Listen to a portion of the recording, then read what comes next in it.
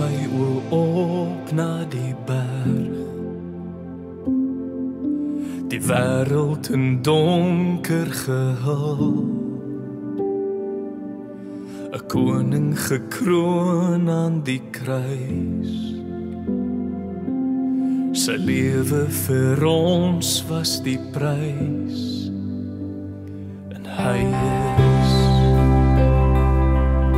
ons bron van reden, hy is ons bron van... Hallo julle, weer baie welkom hier so by Babylon's Toren. Dit is eintlik 'n baie lekker plekkie naby die Kaap. Dit is 'n wintersoggend, maandagoggend, ek en Honie loop so 'n bietjie rond. En ek kom kuier en so 'n bietjie gaan koffie drink later en 'n skoentjie, 'n scone soos hulle Engels sê.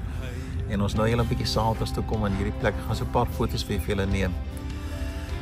Die volgende 4 weke wil ek graag 'n bietjie gesels oor die ondervinding van mense rondom die uitstorting van die Heilige Gees.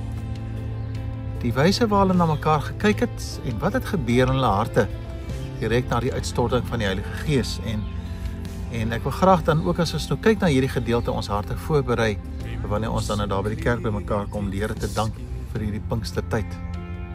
Ons lees daar in Handelinge 2 vers 44 tot 45 nadat hulle tot bekering gekom het en die Heilige Gees uitgestort is nadat Petrus natuurlik gepreek het. Lees ons al die gelowiges was eensgesind en het alles onder mekaar gedeel. Hulle het hulle grond en besittings verkoop en die geld aan almal uitgedeel volgens elkeen se behoefte. Dis nou Handelinge 2 vers 44 tot 45. En terwyl ons ook nou hier op 'n plaas is, gaan jy nou mense hoor, maar dit is 'n werkende plaas hier, is baie besoekers hier. Maar ons gaan nou nie steur aan hulle nie. Ek praat net eers 'n bietjie met julle.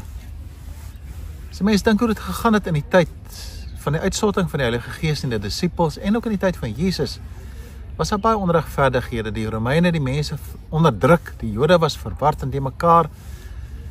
Manne is doodgemaak in die oorlog, daar was baie weduwees geweest, daar was groot ellende, kindertjies soos die hele wêreld vol. En dan was mense siek ook, dit was ellende geweest.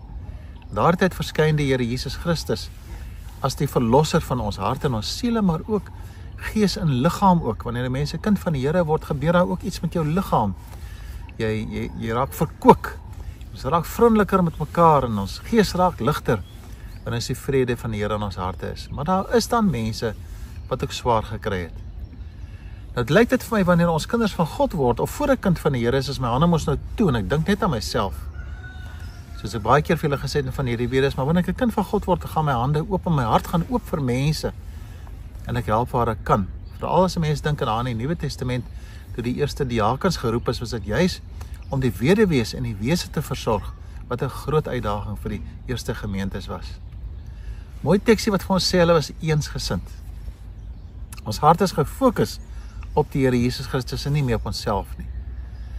En dan gaan ons harte oop vir mense. Ons wil so graag hierdie verlossing, hierdie vreugde deel met mense en maak dat ander mense ook gelukkig rondom ons is.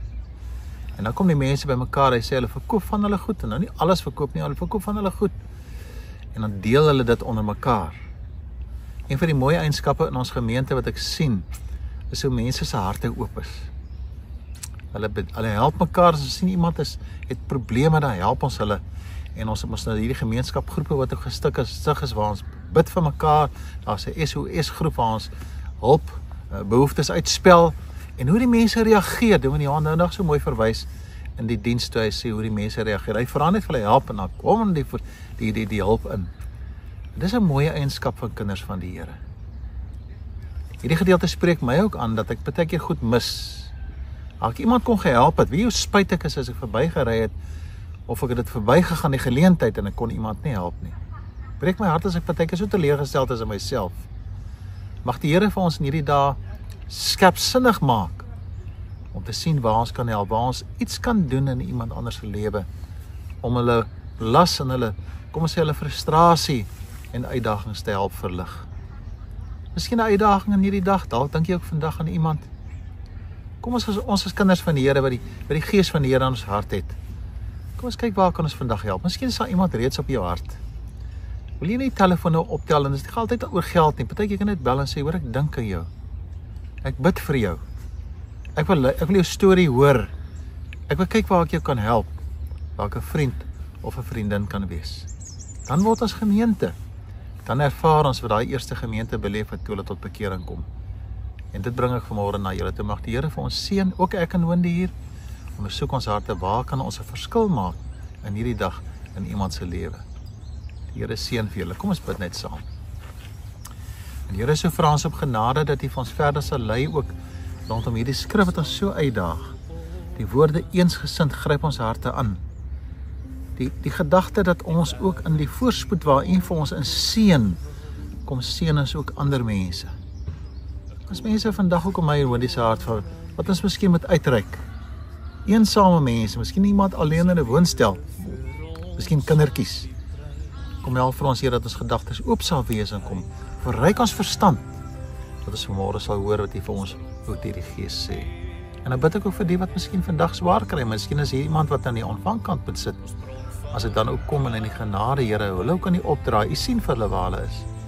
Asseblief Here, kom seën vir al die enkel mammas, weduwees, weewenaars, mense wat sonder werk sit, mense wat uitdagings in hierdie tyd hulle het, kinders op skool, al die uitdagings wat daar is. Kom onderneem ook asseblief vir hulle in hierdie dag. Amen. Vriende, die Here seën vir julle. Dit is my wonderlik om saam met julle te gesels. Ek gaan so 'n paar foto's vir julle neem. Kom ons kyk wat ons hierdie dag kan doen om iemand se lewe 'n bietjie ligter rondom ons te maak. Die Here seën vir julle. Ons volgende keer weer by mekaar kan uitkom. Totsiens, tot volgende week. Tempel se kleed het geskeur. Gelowiges reis uit die graf. Die regverdige sterf vir my.